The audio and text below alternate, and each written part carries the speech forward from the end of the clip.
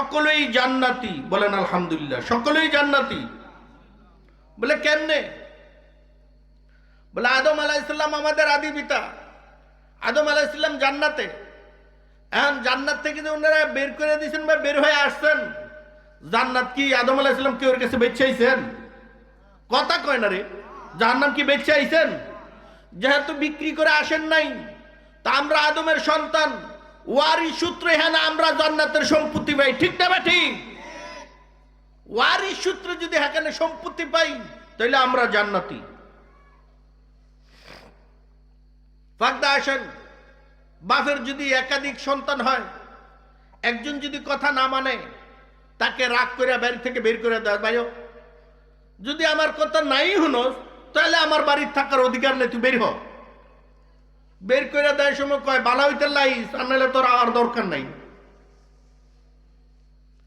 এখন হ্যাঁ না বের হইয়া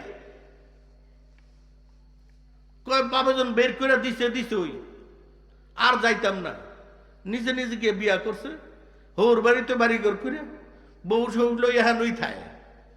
বাপে জানি শুনছে, বলে হ্যাঁ যখন বাইর করে দেওয়ার পরে যেই জায়গা ফেরত মাপ চাওয়ার কথা, সেই জায়গায় হ্যাঁ গিয়া হ্যাঁ নগিয়া হোর বেথায় কামাই সামাই যা আছে সব শ্বশুর বাড়ি তুই দেয়, তাহলে হ্যাঁ আমি তেজ্যপুত্র করে দিলাম। আর যদি কিছু সন্তান ভুল বুঝতে পারে, বাপের কাছে বাবা আমি তো ভুল করে ফেলেছি, মাপ চাই, মাফ করে দেন, তখন বাপ বলে কি, আরে তোমার জন্য তো সব এই জায়গা জমি, তুমি কোথায় যাইবা? তোমার বাড়ি তো আমার বাড়ি তো তোমার, আমি কয়দিনে লেগেছি, তুমি থাকবা।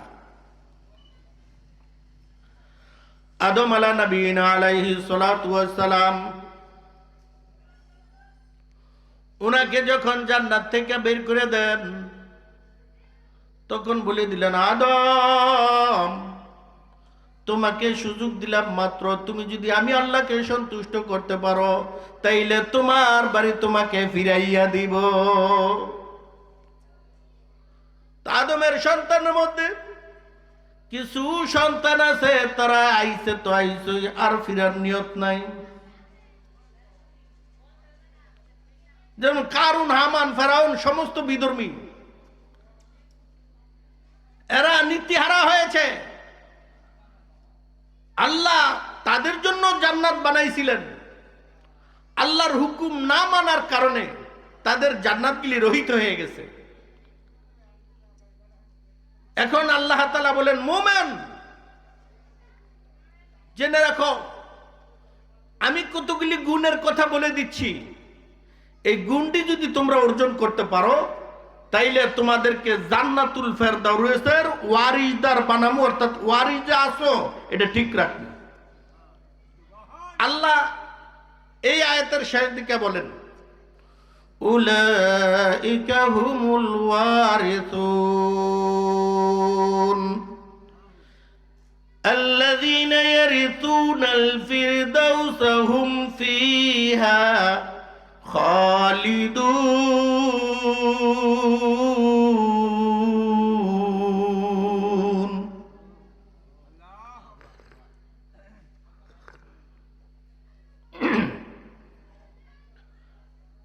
এই জন্য আল্লাহ তাআলা বলেন ক্বাদ আফলাহাল মুমিনুন আল্লাযীনা হুম ফি সালাতিহিম খাশিউন।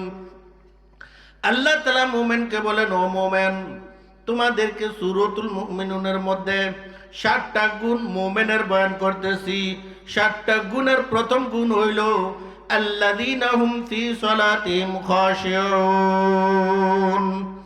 মুমিন তাকে বলে, প্রকৃত মুমিন সে যে নাকি 5 ওয়াক্ত নামাজ নমনীয়তা এবং নরম দিলওয়ালা খুশু খুজুর সাথে, খুশু খুজুর সাথে নমনীয় ভাব নিয়ে নরম দিল নিয়ে আদায় করে, এটা হলো মুমিনের 1 নাম্বার গুণ।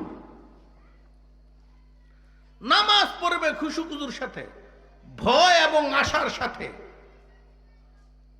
আশা করবে এই নামাজ দিয়ে আল্লাহ তাআলা আমাকে জান্নাত দিবেন, আল্লাহ সন্তুষ্ট হবেন, আবার ভয় করবে না জানি নামাজ কবুল না হয়।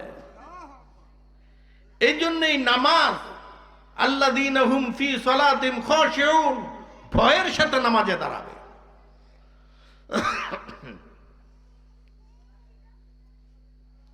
দুই নম্বর গুণ, ওয়াল্লাযীনা হুম আনিল লাগবি মুরিদুন,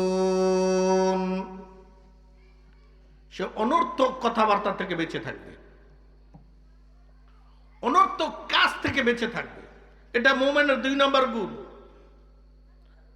আমরা তো আল্লাহ করলে যদি কিছু মানুষ একত্রিত হই অথবা মোড়ে দোকানপাটে চা স্টলে এমন সমস্ত কথা হয় যে কয়েকবার সরকারের গদিতে নামায় আবার কয়েকবার বোয়ায়, এনই শেষ। আর এর মাঝখানে যদি কোন হুজুরের বদনাম আয়া পড়ে, মনে করেন যে হ্যাঁ এতক্ষণ খাইতেছিল ডাইল ভাত, এখন যেমন বুনা গরুর গোশত দিয়ে ভাত দিছে এত মজার সাথে খাইতেছে। একটা ভারী পোজা নিয়ে যদি কোনো ব্যক্তি রাস্তাতে হাইতে যায় আর যদি মনে করে এখন হুজুরের বদনাম করতেছে, পোজা থামা আগে হুন্না লই।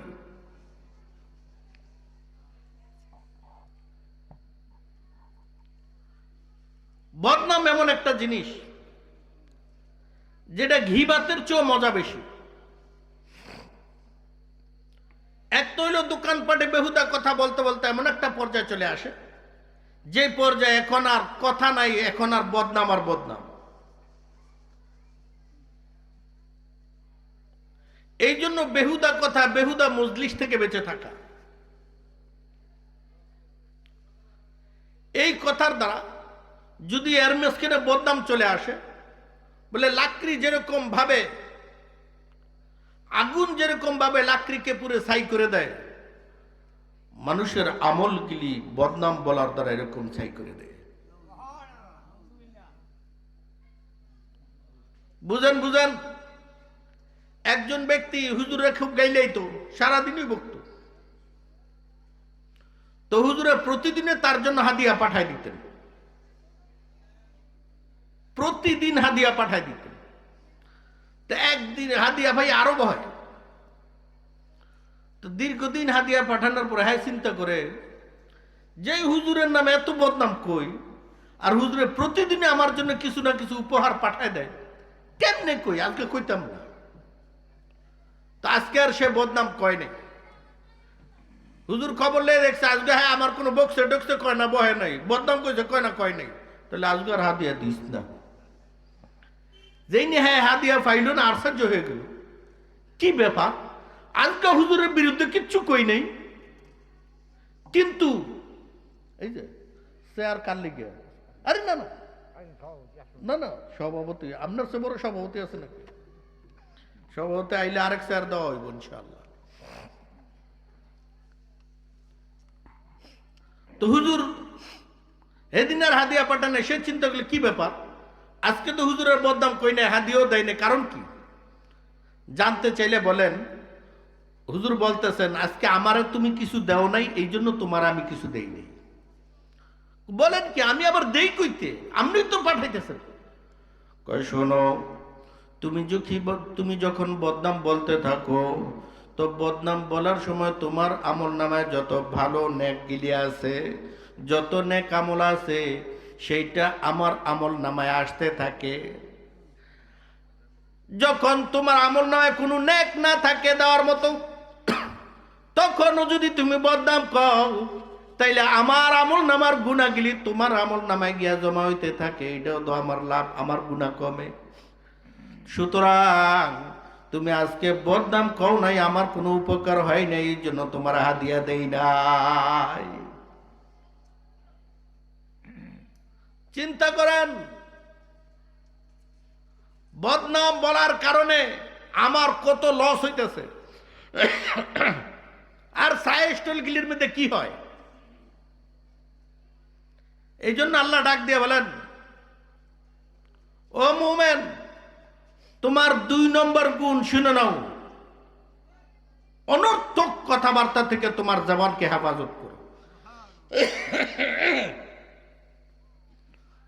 রাসূল বলেন,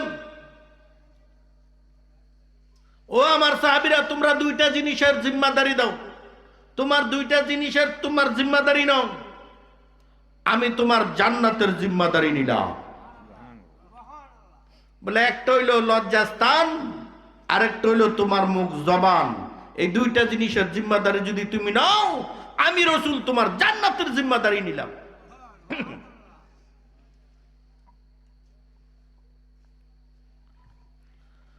আল্লাহ রাসূল সাল্লাল্লাহু আলাইহি ওয়াসাল্লাম ফরমান, উনার জমানায় এক ব্যক্তি মারা গেছে। সাহাবীরা বলতেছে এই লোকটা জান্নাতি, এই লোকটা। আল্লাহর রাসূল সাল্লাল্লাহু আলাইহি ওয়াসাল্লাম ডাক দিয়া বলেন, ও আমার সাহাবা কিরাম, তোমরা কেমনে বলো জান্নাতি? বলে আমরা তো দেখতাম সে ভালো চলছে, ভালো আমল করছে। কই শুনো, এই যে জান্নাতি বলতেছো, এর মতো হতে পারে সে এর মাঝখানে কোনো না কোনো এমন কথা বলে ফেলছে যে বলার কারণে তার ঈমান নষ্ট হইয়া গেছে। এই জন্য তুমি তোমার জবান হেফাজত করো। তুমি আর ঈমান যদি হেফাজত করতে চাও, তাইলে এক নাম্বার তোমার জবান হেফাজত করে নাও, তাইলেই তুমি ঈমানদার বলে সাক্ষী দিতে পারবা। এই জন্য আল্লাহ তাআলা বলেন, মুমিনের 2 নম্বর গুণ হইল আনিল লাগবি মুরিদুন, বেহুদা কাজ থেকে বিরত থাকবে। 3 নম্বর,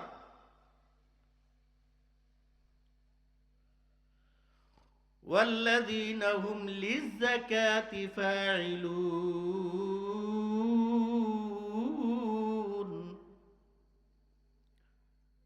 বলে যাকাত নিজে দিয়ে আসবে। মুফাসসিরিন কিরাম বলেন, নামাজের বেলা কইছে নামাজ আদায় করবে, রোজার বেলা কইছে রোজা আদায় করবে, কিন্তু যাকাতের বেলা যাকাত আদায় করবে না। ফাইলুন বলেছেন, বলে যাকাত তুমি নিজে দিয়ে আসবে। আমাদের দেশের মধ্যে যেহেতু ইন্ডাস্ট্রিজ এলাকা, ধনী এলাকা, তারা যাকাতের সিস্টেম হইল, তাদের নির্ধারিত একটা তারিখ আছে, 27শে রমজান, 25শে রমজান, 26শে রমজান। এই রমজানের সকাল থেকে সন্ধ্যা পর্যন্ত যাকাত দেয়, কাপড়, লুঙ্গি, এরকম অর্থ, নগদ টাকা। দীর্ঘ লাইন, আগেই টিকিট বিলায় দিয়ে আসে বাড়িয়ে, যে টিকিট দেখাইতে পারবে সে পাবে। এত করে দেখা যায় দীর্ঘ লাইন। তার বাড়িতে গিয়ে জমছে, সাহেব ঘুমেতে উঠবো, ব্রাশ করব, বাড়িতে বাড়ইব, আয় সর্বনাশ। মানুষ লাইন ধরে বয়ে রয়েছে, আর এই সাহেব উঠতে 3-4 ঘন্টা গেছে গা, মানুষ লাইনে পড়ে আছে। পবিত্র কোরআনের নির্দেশ হলো,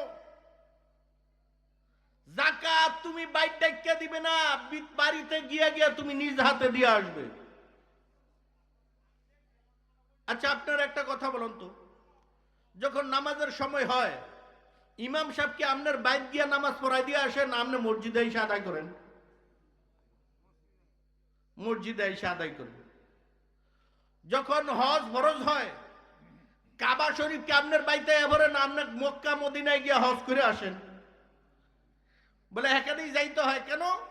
আমার উপর ফরজ, আমার নামাজ মসজিদে গিয়ে আদায় করতে হবে, না করলে আমার লস। হজ আমার উপর ফরজ, মক্কা গিয়ে হজ আদায় করতে হবে, না করলে আমার লস।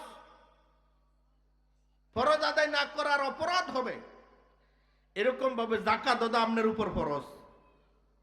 বলে গরিবের উপর যাকাত খাওয়া ফরজ নয়। সুতরাং হারা খাইলে খাইতেও পারে, না খাইলে নাও খাইতে পারে, হাতের খাওয়া ফরজ নয়। কিন্তু যাকাত যাদের উপর ফরজ হয়েছে এদের দেওয়া কি?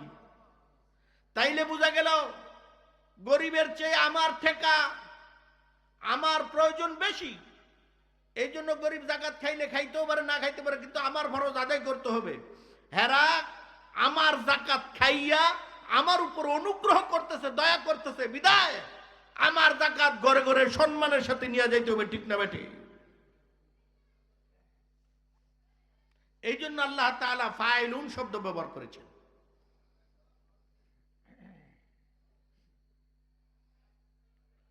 4 নাম্বার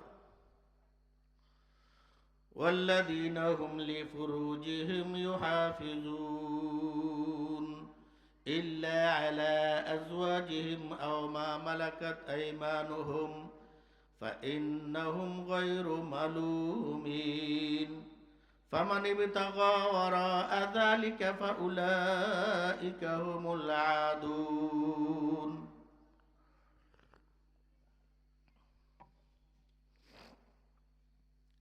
4 নাম্বার হলো তাদের লজ্জাস্থানকে হারাম কাজ থেকে বিরত রাখবে।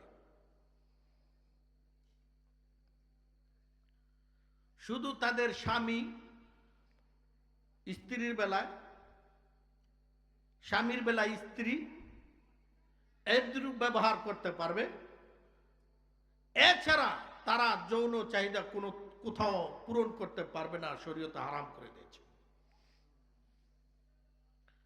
দেখেন, এই পবিত্র কোরআন নাজিল হয়েছে ১৫০০ বছর আগে। আল্লাহ খুব ভালো করে জানেন এমন একটা জমানা আস্তে আস্তে চলে আসবে, যেই জমানাটা ফ্রি সেক্সের মতো হয়ে যাবে, অবাধে মিলামেশা জিরা চলতে থাকবে, মানুষের ঈমানগুলি নষ্ট হয়ে যাবে। এত মহামূল্যবান ঈমানগুলি হেফাজত করার জন্য আল্লাহ তাআলা পবিত্র কোরআনে সূরাতুল মুমিনে মুমিনকে বলে দিয়েছেন, যদি তুমি তোমার ঈমান টিকিয়ে রাখতে চাও তাহলে তোমার লজ্জাস্থানকে হেফাজত করো।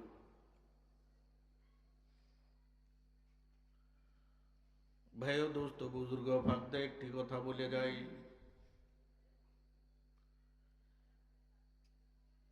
জিনা ব্যভিচার এমন একটা গুনাহ,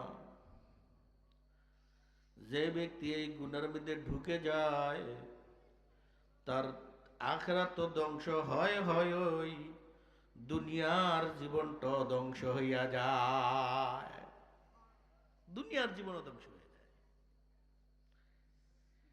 এই জন্য আল্লাহ তাআলা খুব পরিষ্কার ভাষায় বলে দিয়েছেন, তোমার ঈমান যদি পরিপূর্ণ করতে চাও রে মুমিন, তাইলে তুমি তোমার লজ্জাস্থানকে হেফাজত রাখো।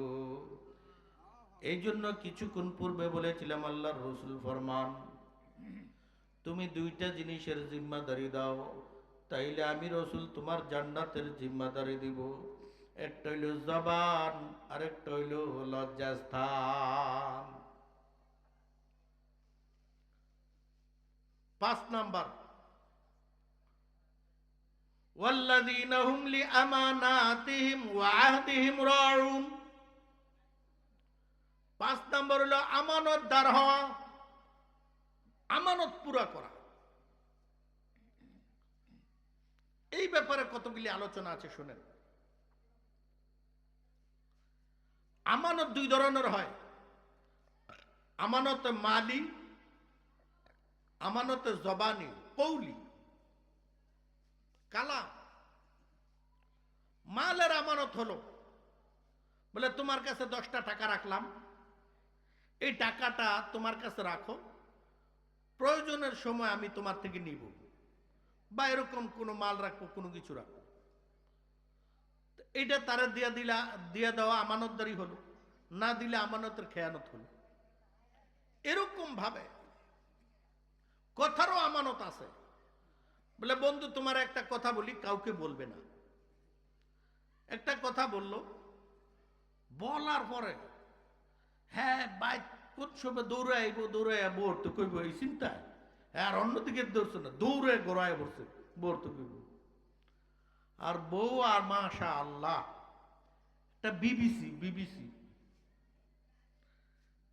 বলে সারা দেশে সংবাদ শোনাইতে চাইলে আপনাদের সাংবাদিক সম্মেলন করতে হবে না, খালি বোর কাছে কইেন তুই সাংবাদিক সম্মেলন হয়ে যাবে। ছোটবেলা গল্প শুনেছিলাম যে গ্রামের একজন মহিলা যদি একটা খবর জানতে পারে, তাহলে সারা দেশের মানুষ পরের দিন দেখবেন যে সব জানিয়ে লেগেছে। আমানত কথা, ওইটা আমানত যদি বলে দেয়, বলে ভাই কারো কাছে বলবেন না, তখন এটা আমার কাছে আমানত হয়ে গেল।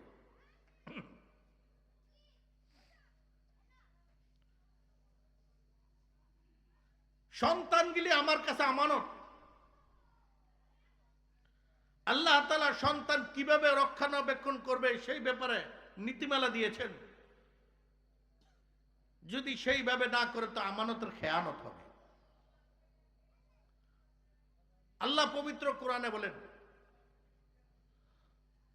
রব্বানা আতিনা যিফাইনি মিনাল আযাবি ওয়ালআনহুম লানান কাবীরা।